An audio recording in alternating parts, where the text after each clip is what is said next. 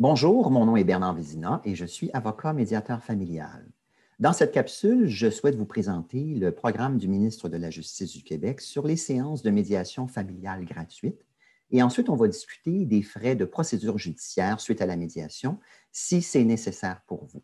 Donc, je vais partager tout de suite avec vous mon écran. D'ailleurs, c'est un exercice que je fais souvent en médiation, donc de vous montrer ce que je fais à l'écran. Ce que je vous montre présentement, c'est la feuille de temps que vous serez appelé à signer régulièrement suite à nos séances de médiation. C'est une facture que j'envoie au ministre de la Justice et non pas à vous, donc vous n'avez pas à avancer les frais de la médiation. Vous avez simplement à signer cette feuille-là en temps utile. Donc, j'indique vos noms. J'indique au ministre si vous avez ou non des enfants à charge, parce que ça va changer les services auxquels vous avez droit. Donc, un enfant est à charge s'il a bien sûr moins de 18 ans, s'il est mineur, autrement dit. Et à partir de 18 ans et par la suite, il est à charge s'il est aux études à temps plein. Donc, si par exemple, il est étudiant à l'université, au cégep à temps plein, il est à charge. S'il est étudiant à temps partiel, il n'est pas à charge. S'il n'est pas aux études, mais qu'il a un handicap permanent, il peut également être considéré comme étant à charge. Ensuite, j'indique au ministre, si vous avez des enfants à charge, si c'est la première fois que vous utilisez la médiation ou pas. La première fois que vous l'utilisez, vous avez droit à 5 heures avec des enfants. Sans enfants, c'est 3 heures. Pourquoi 5 heures la première fois? Parce qu'il y a plus de sujets à couvrir. Non seulement il faut discuter de la garde et de la pension alimentaire, mais il faut discuter aussi du partage de vos biens et de vos dettes de la vie commune, du divorce, de la séparation, etc. Suite à ces premiers services-là, vous avez une entente de médiation et là, un peu plus tard, quelques mois, quelques années plus tard, vous souhaitez la réviser parce que les besoins des enfants, les enfants évoluent, leurs besoins aussi. Donc, on peut avoir à modifier une entente de médiation parce que vous avez changé d'emploi, vos revenus ont évolué, l'horaire de garde a été modifié. Et donc, à chaque fois que vous avez un besoin de médiation, c'est 2 heures et demie gratuites. Donc, c'est moi qui dis au ministre que vous utilisez le service pour, par exemple, régler un nouveau différend.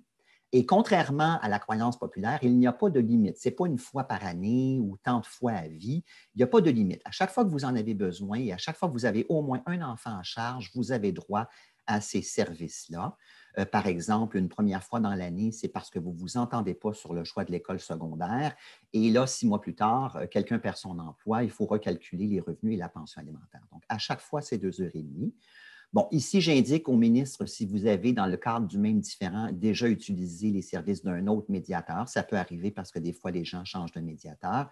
À ce moment-là, si vous avez déjà fait des heures avec quelqu'un d'autre, je vais devoir l'indiquer parce que le total va devoir être respecté. À chaque fois qu'on va se voir, je vais indiquer la date, je vais indiquer le temps qu'on a passé ensemble. Donc, il y a 5 lignes possibles pour 5 heures, parce que souvent, c'est des séances d'1 heure. Et ensuite, on ajourne puis on cédule une prochaine séance si on n'a pas terminé. Et ensuite, par courriel, avec un logiciel de signature numérique, je vais vous demander de signer chacun ma feuille de temps pour chacune des dates.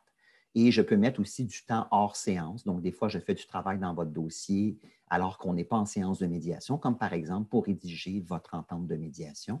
Je vais mettre du temps ici. Si vous dépassez, dans mon cas, c'est très rare. En général, les heures gratuites sont suffisantes pour ce que j'ai à faire. Mais si vous avez besoin de dépasser le temps gratuit, à ce moment-là, c'est vous qui devez payer la médiation.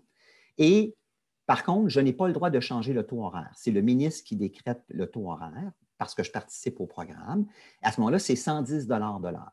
Donc, c'est vous plus taxes qui devez payer ça à 2 pour chacune des heures supplémentaires qu'on passe en médiation. Mais comme je vous dis, souvent, les heures gratuites, c'est suffisant pour ce qu'on a à faire et ça inclut même le temps pour rédiger l'entente de médiation.